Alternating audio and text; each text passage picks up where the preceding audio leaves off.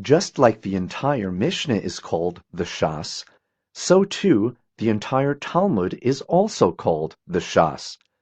Each volume of the Talmud has the Mishnah and Gemara of one Masechet.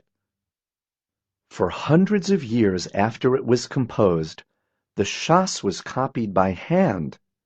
If you wanted to get the Shaás, you had to find someone who had a set, borrow it, and take it to a scribe who would copy it for you.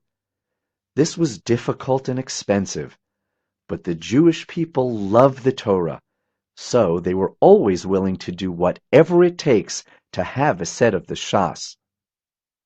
When the printing press was invented, Jews began to print many holy Sfarim.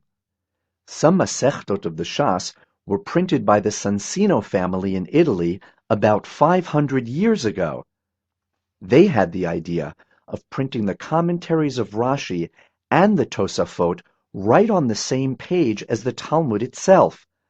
That's how it's done even today. Later on, the whole Shaás was printed for the first time in Venice, Italy. A non-Jew called Daniel Bomberg loved the Jews and the Torah.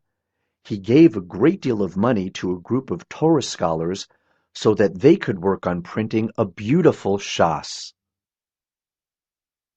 About 130 years ago, the Shaás was printed by the Ram family in Vilna, a city in Lithuania.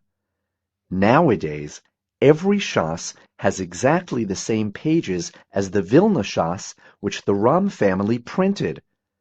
This means that everyone who studies Gemara anywhere in the world sees the same pages. So, if you have a question about a line of Gemara in Masechet Bava Metzia on page 21, you'll be able to send your question to a rabbi on the other side of the world. He will be able to take out his Masechet Bava Metzia, look up page 21, and see exactly what line you're talking about.